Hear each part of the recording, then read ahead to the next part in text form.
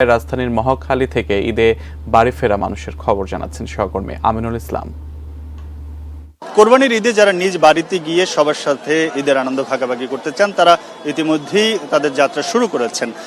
আজকে সরকারি কর্মদিবসের শেষ দিন হওয়াতে আজকে বিকেলে মানুষের যাত্রার চাপটি একটু বেশি। আমরা মহাখালী বাস টার্মিনালে এসে দেখছি যে পরিমাণ মানুষ এখানে রয়েছেন সেই পরিমাণ টিকিট আসলে বাসগুলোর হাতে নেই। সে কারণেই যাত্রী যারা এসেছেন তাদের বেশ কিছু সময় এখানে অপেক্ষা করতে হচ্ছে।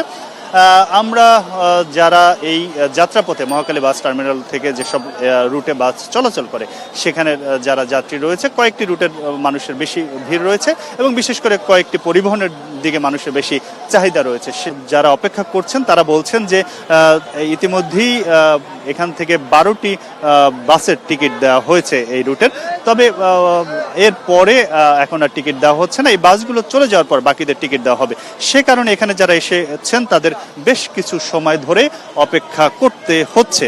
এখানে একজন রয়েছেন মোহাম্মদ শাহিন, যেমন মোহাম্মদ সাগর, তিনি বলছিলেন যে এখানে দুপুর থেকে এসে অপেক্ষা করছেন এবং এখনো আসলে একটি টিকিট পাননি। তার মুখ থেকে এসে জানতে চাচ্ছি যে তিনি এখানে কতক্ষণ এসেছেন, কেন এখনো টিকিট পাননি? জি,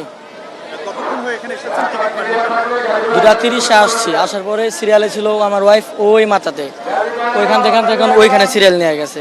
আর পুরুষের সিরিয়ালটা একবারে ওই মাথা পর্যন্ত। 2:30 আসছি, এখন টিকিট 9 গাড়ি টিকিট দেওয়া কমপ্লিট।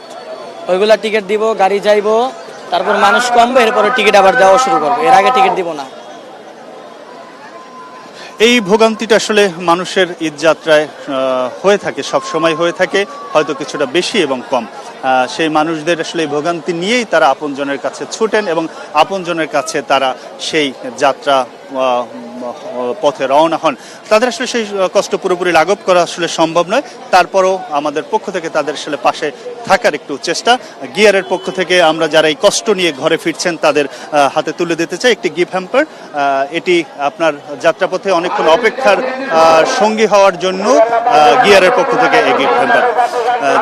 Thank you.